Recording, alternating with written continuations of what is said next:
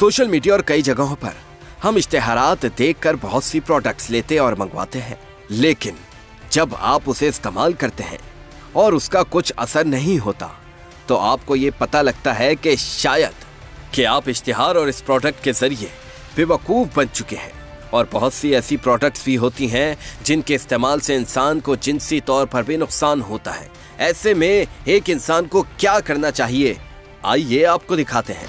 एक चीज़ हमारे यहाँ बहुत ज़्यादा हम देखते हैं होती है, और वो भी हमने पहले भी अपने प्रोग्रामों में की है कि कुछ ऐसी प्रोडक्ट आती हैं जो कि एक तो रजिस्टर्ड नहीं होती हैं, और अगर रजिस्टर्ड भी होती हैं तो उसमें बड़े बड़े दावे होते हैं। दावे ये होते हैं कि अगर किसी के बाल नहीं है तो गारंटी से उनका तेल लगाएं और आपके सर पे बाल उग जाएंगे।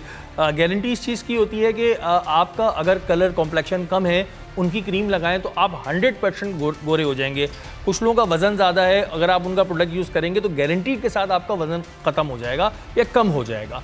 जब वर्ड गारंटी का आ जाए और वो चीज़ जिस सारिफ है या जो बायर है उसने ख़रीदी उसके साथ ना हो, तो क्या कानूनन वो केस कर सकता है?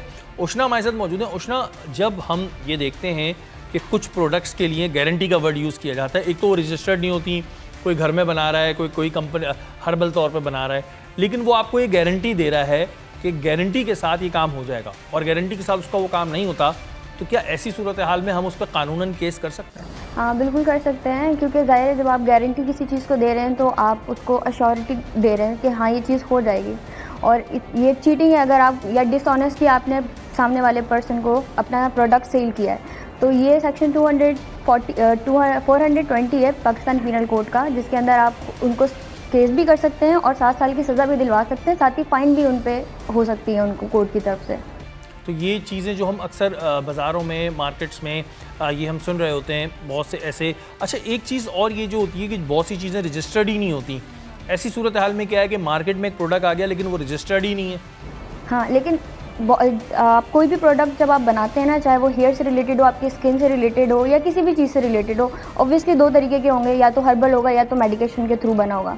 अब अगर हर्बल भी है तब भी उसको लाजमी तौर पर सिंध की तरफ से, उसको गवर्नमेंट की तरफ से अप्रूवल होनी चाहिए, ठीक है। और अगर आपने उसको हर्बल नहीं है या मेडिकेशन के तौर पर बनाया तो तब भी उसकी अप्रूवल लाजमी है।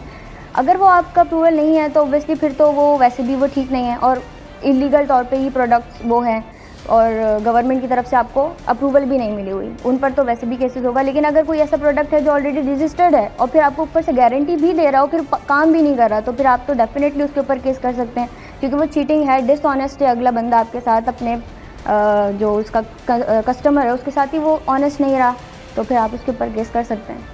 बिल्कुल जी, हम अक्सर ऐसी चीज़ें देख रहे होते हैं और हम बड़ा परेशान हो जाते हैं कि दीवारों पर उसका इश्तिहार लगा होता है। एक तो दीवारों पे इश्तिहार लगाना वो कानूनन जुर्म, और उसके बाद आप लिख के लगा देते हैं कि जी ये चीज़ गारंटी के साथ होगी, जिसमें आप गारंटी का वर्ड यूज़ कर रहे हैं कि जी आप गारंटीड गोरे हो जाएंगे, आप गारंटीड पतले हो जाएंगे, गारंटीड आपके बाल आ जाएंगे। अगर गारंटीड के बाद बाल नहीं आते तो आप 420 की FIR दर्ज करा सकते हैं।